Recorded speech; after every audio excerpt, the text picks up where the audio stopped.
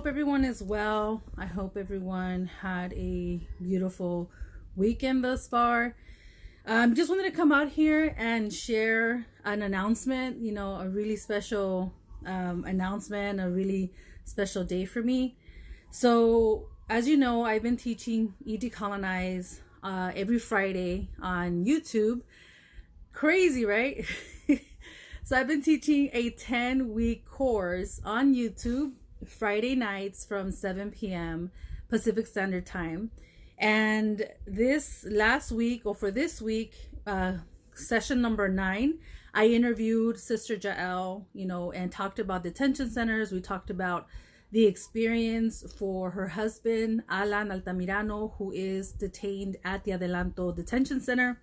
And I really wanted to focus the class on that, right? And so the last class is next Friday, July 3rd, 7 p.m. Pacific Standard Time. So I wanted to come out here and let you know that I'm really excited because it is the last course, it is the last class. And part of that is to celebrate. I want to celebrate this class, right? I was able to, I don't know if you guys know, but I am applying to be a professor. I did go through the LA Community College District internship last year. I was part of the Project Match program. I've been trained. I've received the theory, the praxis of education as a community college professor. And then COVID hit, right? And so everything has been a little slow for that. But I wanted to invite you to my last course, and just so that you know, all the courses that I've taught on E-Decolonize on my YouTube channel, Mexican Excellence, they are there forever, I hope. So if you haven't been able to join me on my class Fridays, feel free to check out the lessons. I started off, it's going, 9 weeks already.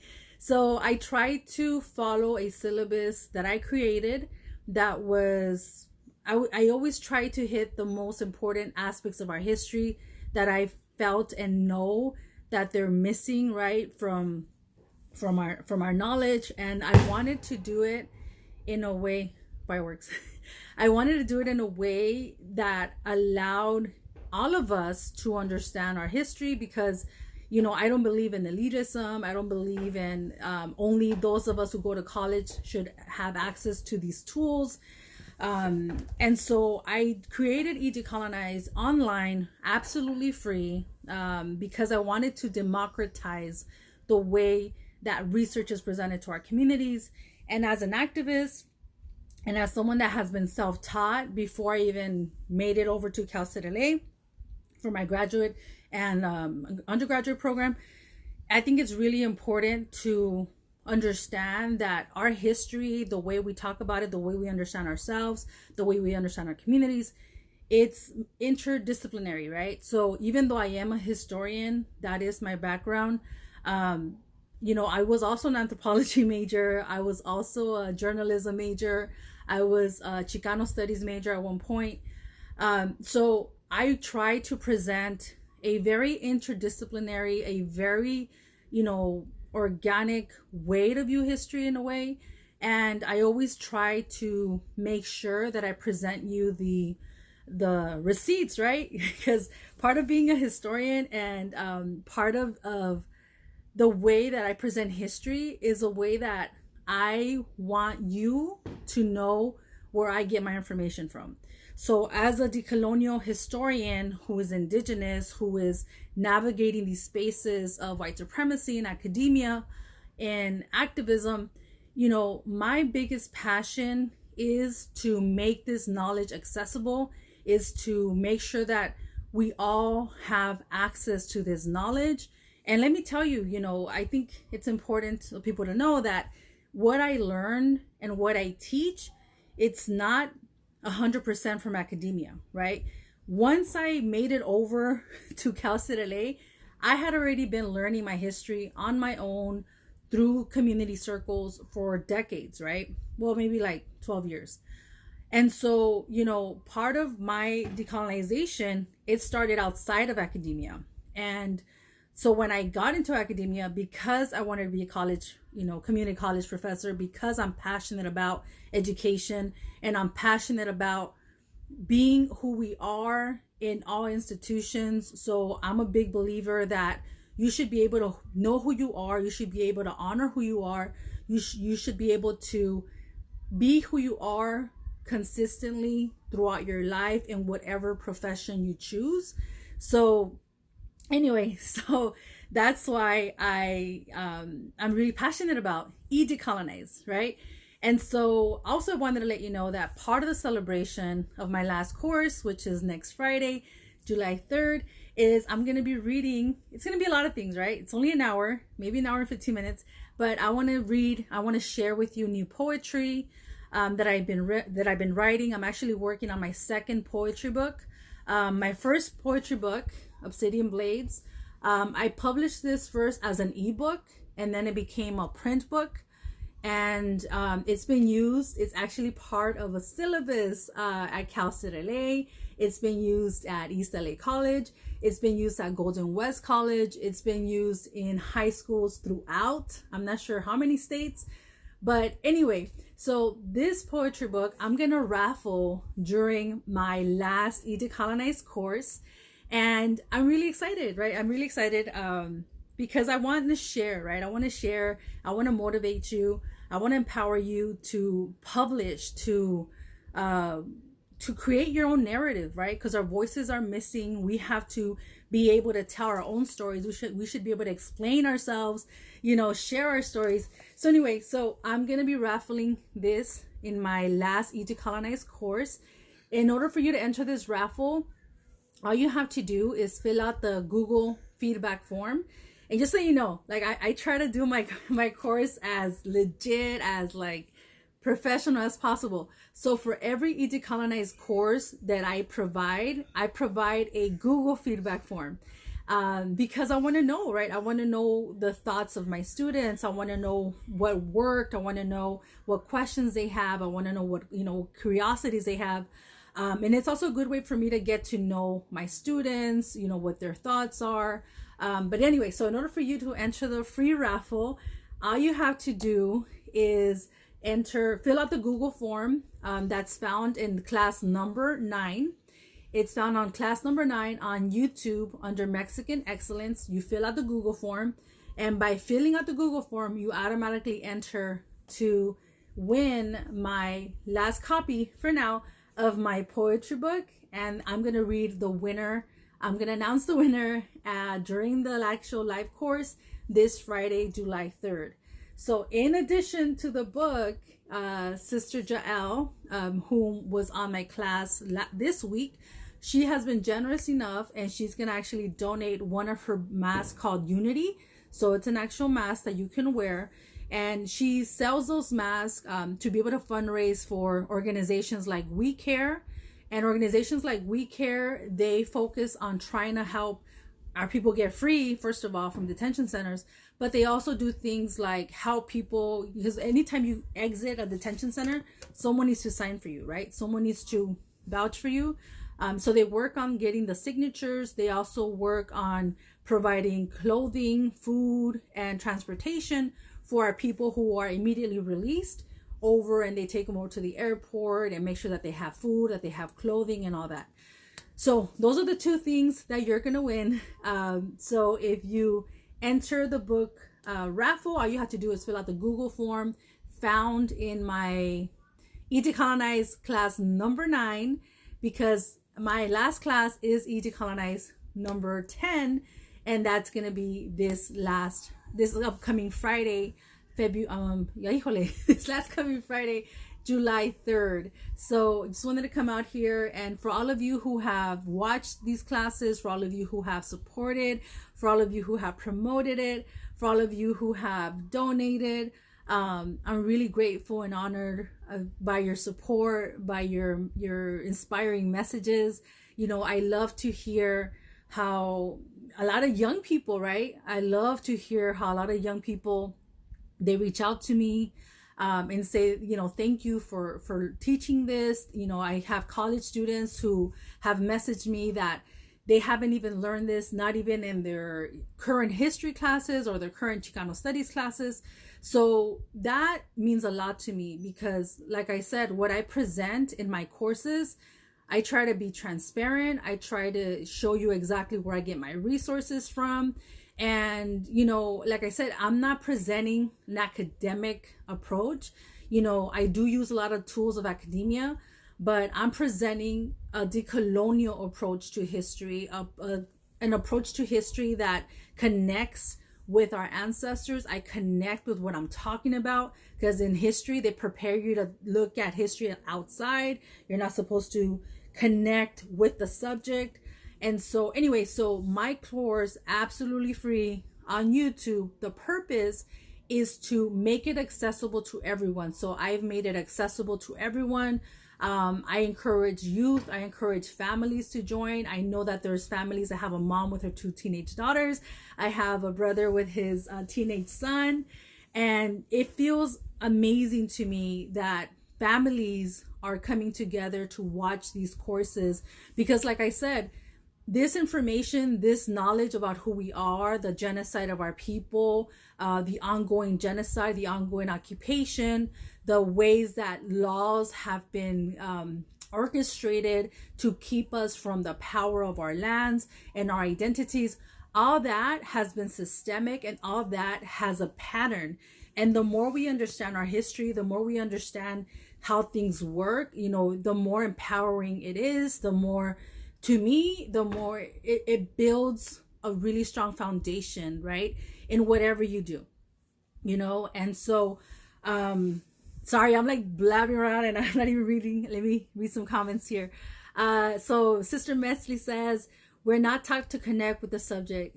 Yes, absolutely. You know, and as a historian, that's something that I was taught, right? That you're taught, oh no, like you can't speak of my ancestors, you can't speak of my people. And I had a problem with that, right? And so part of being an Indigenous woman who is getting education and who is creating a space for her people and her narrative is to challenge that, right? And I think the biggest challenge for us is to not water ourselves down as we do the research, right? Not water ourselves down to cater, to make other people comfortable. And that requires, I would say, a lot of commitment. It requires a set of dedication that you're not gonna allow the emotions, intimidation, the environment that you're in, that is really, it's very exhausting, right? So I think that sets the tone to what's going to happen. And so I think that's part of what I'm going to be talking about Friday as well. So I'm going to be talking about new poetry, right? So I'm going to be sharing with you some new poetry. I'm actually writing a new poetry book. This one I did in 2013 and 14, and I'm actually writing a new one. And let me tell you, like, this poetry book goes back 2004, 2003. Because if you know, I've been decolonizing for a long time. Excuse me. I've been decolonizing since not even 2000, 97. Okay, so I started my journey of decolonization since 1997. So as you can imagine, I have 23 years on this journey. It's never ending. It continues, right? It's a daily thing we have to do. But anyway, so now in the poetry book that I'm working on, I'm hoping to finish it by this year. But I've learned that I could talk about a lot of things, right? This one, it's strictly, I would say, decolonial. It's about identity. It's about genocide. It's about the things that I was going on, the things that I was experiencing. But there's a lot of poetry that I did not share, right? There's a lot of poetry that is not on these books. And that's because, you know, it has to do with how I was, you know, introduced to decolonization. You know, at a very young age, I was told by fake elders, really, not to talk about personal experiences, not to talk about traumas, not to talk too much about, you know, what I went through growing up. And now that I'm older and I've, you know, freed myself from those toxic elders, I've realized that there's a lot of power in the pain. There's a lot of power in what I experienced. And I'm not afraid to share that part of me anymore.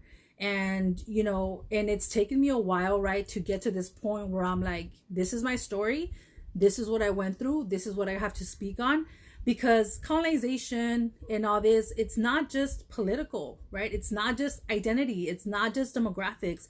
It's not just land. It's multifaceted. It has so much to do with everything. It's not one layer, right? And so in my new poetry book, I hope to, and I am talking about experiences in LA growing up, right? Some of the things that I went through, some of the things that I survived.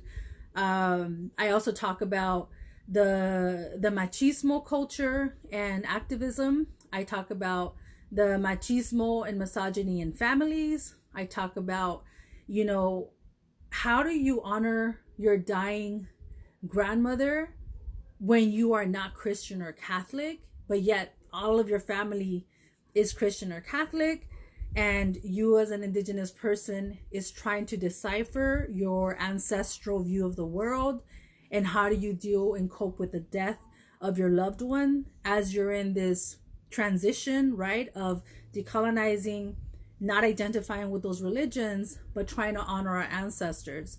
And so I think there's a lot of things that a lot of people could relate to. And that's another thing that I'm doing in this new poetry book, where it's more multifaceted. I want to say it's a lot more vulnerable than what this was, you know. But it shows my own growth. It shows my own wisdom. It shows, you know, where I am now, right, after 23 years on this journey. And I think it shows my own transformation, right, as an activist, as an indigenous woman. So anyway, so that's what I wanted to talk to you about. So just to let you know, my last E-Decolonize class is next Friday, July 3rd. It's coming to an end. I don't work in the summer. I'm unemployed in the summer. So I did ask if people wanted to donate, if people wanted to help a sister out. You know, I have Cash App, I have Venmo and all that. But definitely not required. I am doing this absolutely free. Like I said, I believe in democratized education, which means that we shouldn't have to get into these institutions to learn about what they're saying about us, right? Or how they're viewing us. And so I think it's really important, as someone that is planning to be a community college professor. I am applying to teach at predominantly Black and Brown colleges because that is where my focus is. I like to work with youth. I like to work with the youth in my community because I feel that at this age, as teenagers, as we're entering this life, that's where my journey started. I was 15 years old when I started learning my history. And a part of me is very sensitive to youth, is very sensitive to, you know, what their thoughts are, what their feelings are, what their journey is, because again, that's where I started my journey. And so I think it's important that we remain very considerate and compassionate to the youth, because, you know, I was thinking about the youth, like, man, the stuff that I went through, right? I'm in my 30s now. The stuff that I went through as far as, you know, watching the 1992 uprisings and Prop 187 and just this massive, you know, activism at that point. And then you're looking at what's happening now, and it really shows, right, like how much still needs to get done, right? There's still a lot that needs to get done. There's a lot of work to do. I, for myself, as an activist, as a poet, as a historian, I'm trying to contribute my gifts, my talents, my passions to make this accessible, to make sure that what I learn, what I research doesn't stay here, doesn't stay in an intellectual conversation. But I think the more that we know, I think that obligates us to share more. I think that gives us a responsibility to make sure that we are sharing with as much people as possible, because it's important, right? And I always think of the fact that there are still millions and millions of our people walking around on our lands, not feeling connected to the land, not feeling connected to who they are, because of the systemic repression of being indigenous, right? Because of this racist system that forced the majority of our people to disconnect, to be ashamed, to repress who we are, right? And so I'm always thinking about the millions of people who don't know this, the millions of people that could benefit from this. And I'm always reminding myself, you know, my own ignorance. I didn't know this, right? I luckily started learning this at age 15, but I think it shows me that, yeah, those of us who know more have to do more. Those of us who have this access and this certain privilege of education, or even to be able to study this, right? We have a lot more responsibility and a lot more accountability to our communities. And so, at least for my part, I'm trying to make sure that everything I'm learning, everything I've studied, everything I've learned from activism, from history, from anthropology, the good and the bad, I think it's my goal, my purpose, my passion is to share, is to make sure that I help someone else's journey be a lot easier than mine was, right?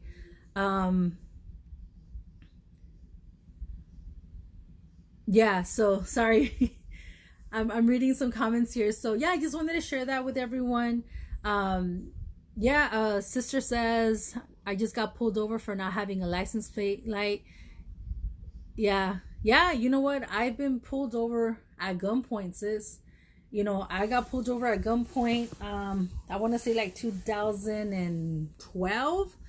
I was pulled over at gunpoint in Bell Gardens. You know, I was about to go out with my girls, and I get pulled over at gunpoint, you know, and anyway, that's going to be a whole other story.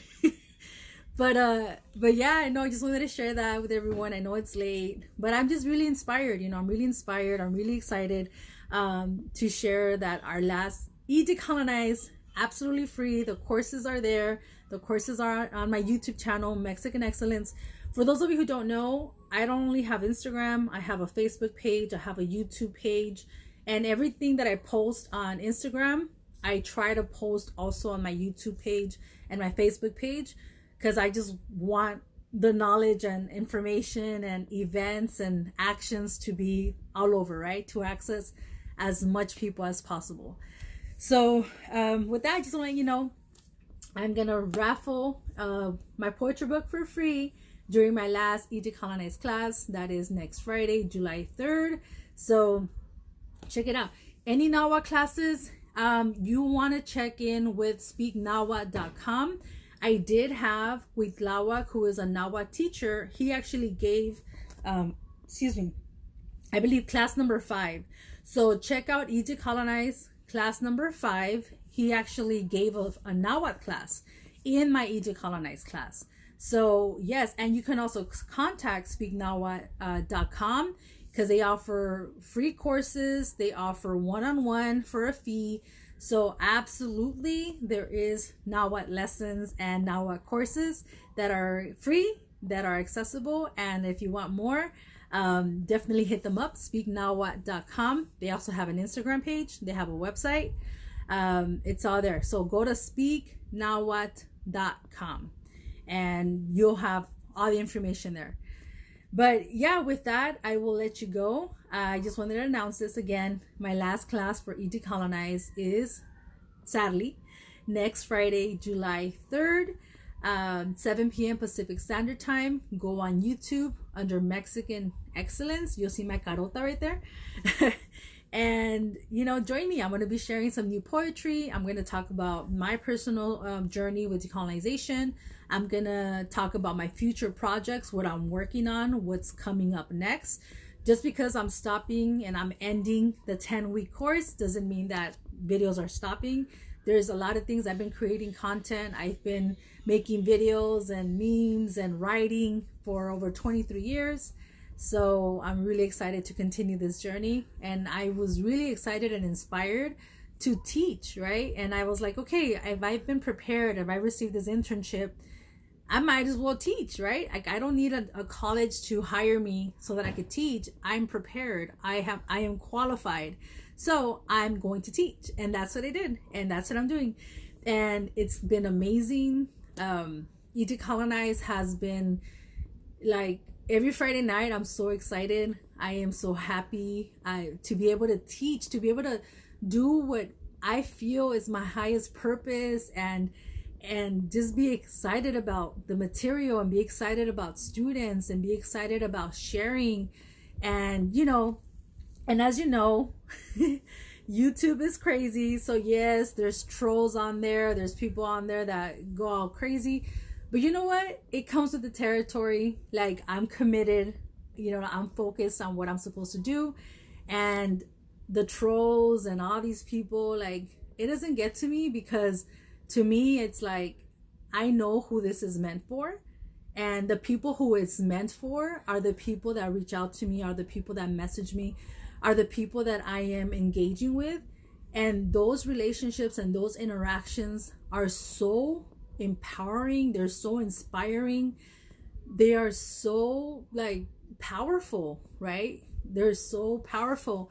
Like, I got a message from a sister, and she said, teaching is the most radical act, right? Teaching for free is the most radical act. And I felt really honored that she said that, right? Because yes, I am an activist. Yes, I've been in the front lines. Yes, I've been doing this for 23 years. But, like right now, because of my health, unfortunately, I can't be out in the streets for the first time in 23 years. Unfortunately, I have a health condition that I am immunocompromised. So my doctor does not let me go to social spaces. So right now I feel like frustrated, but I know that I can focus on my writing. I can focus on promoting. I can focus on inspiring people to take action, to learn. Because, there's so much to be done. There's so much that we have to do. It's not just, like I said, decolonization is not just political. It's not just an identity. Decolonization is completely shifting your paradigm. It's completely, dismantling machismo. It's dismantling colorism. It's dismantling insecurities. It's dismantling these anxieties that we have as indigenous people. I mean, it's deep, and it requires a lot of work, and it's so massive that everyone could do something. Everyone is empowered, and everyone is gifted, and everyone has talents that can be used to further our people's liberation, our people's awakening, our people's consciousness. And I think that's what makes it so beautiful, right? How diverse, how complex, how open this struggle is, right? There is no one way. There is no like cup of noodle recipe, right? Like, we all have the capability. We all have the talents.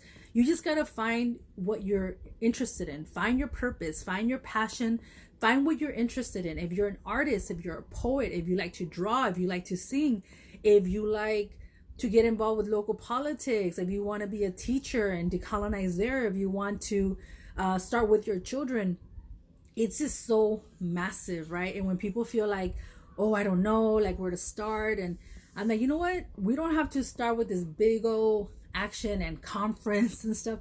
Like, start by little things, right? By the thoughts that you get in your mind, by how you view things.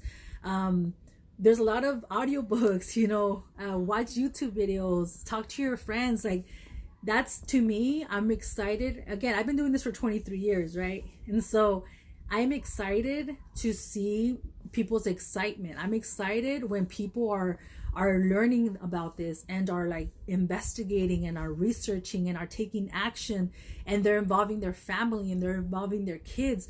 Like, this is so important. This is so massive. And like I said, there's so much work to be done that I don't believe in saying, oh, you have to do it this way. You absolutely have to do it that way.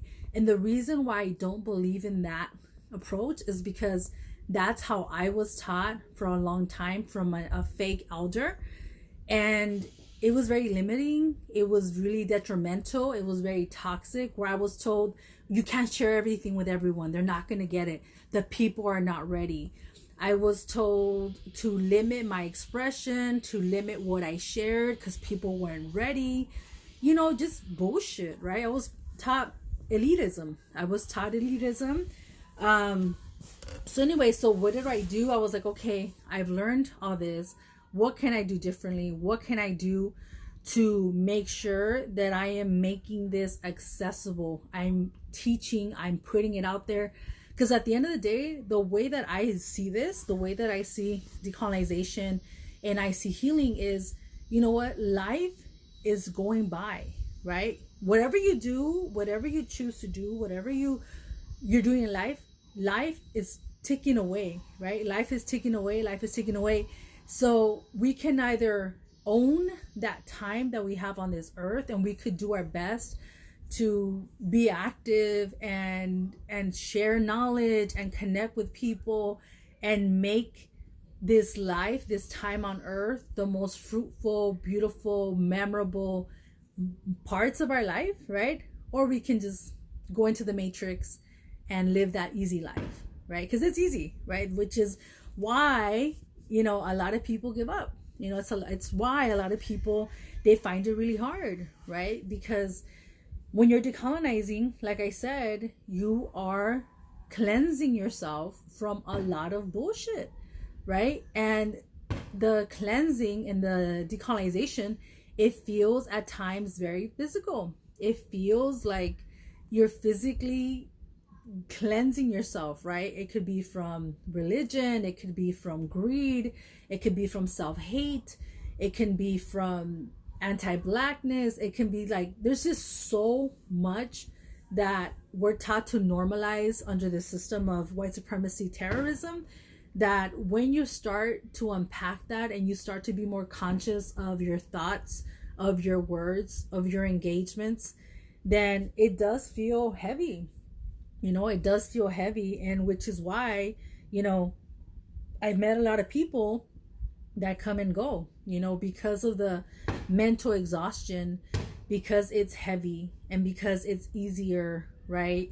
To just pretend like everything's perfect and we're all happy Americans and there's no racism, and that life is easier, right? That life is easier than this life, right? Yeah, losing friends too, right? We do lose friends, right? But the way that I've learned, the way that I learned to see it is that decolonization and trying to find a purpose in your life that is fruitful for generations to come, right? Not just thinking in our lifetime, but generations to come. You also gain a whole new community of people, right? Because sometimes we feel we're alone. Like sometimes I feel like, fuck, like, am I making sense? Like, should I just fucking quit? But honestly, there's those messages that I get, right? Like a 13-year-old girl from Texas telling me that she's proud of who she is now, that she had struggled with self-hate. Like those messages, those people, those moments are the moments where I feel completely grateful that I am in this position that I'm in, that I've done the work that I've done. Because, you know, it's not easy, you know.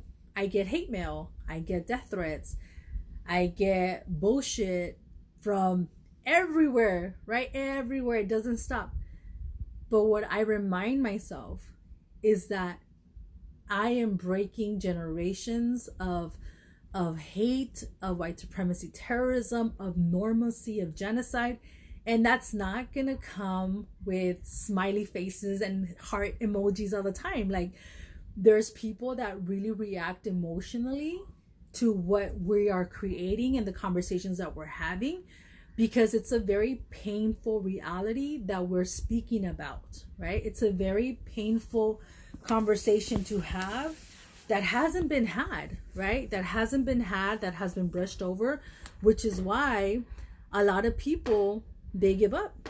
You know, I've met people that, you know, we're organizing together, we're activists, we're involved, we're doing all this. And a few years later, they have told me, you know what, sis, I'm sorry, but this is a white man's world. Like, it is what it is. We can't do nothing. Like, this has happened. I've had these conversations. This is real stuff that happens, right?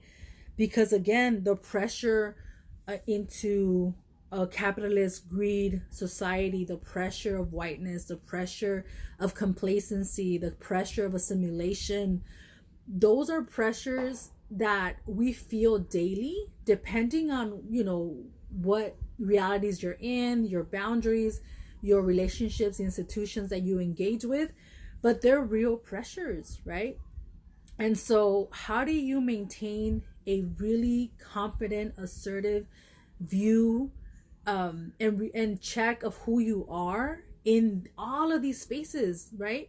All of these spaces. How do we navigate and decolonize and be true to who we are and to our ancestors as we're navigating these institutions, these spaces that were a lot of them created to maintain this power structure, white supremacy, right? And so I think that's, well, at least for myself, like I decided a long time ago that there was no way out. Like I couldn't. Like I would take small breaks because of school. I would take small breaks because stuff with my family, but it becomes a part of you, and you cannot walk away, right? You cannot. At least I can't, right? And again, I've been doing this 23 years. It's been a long time, and what I try to do is focus on people that care, focus on people that are interested. I'm not here to argue with people and debate people and convince people, because I stopped doing that a long time ago, right? Because I realized there are people that are only waiting to hear their voice in an argument. So you could be there all day, right? PowerPoint presentations and wooty woo, but there are people committed to disagreeing with you, and you can potentially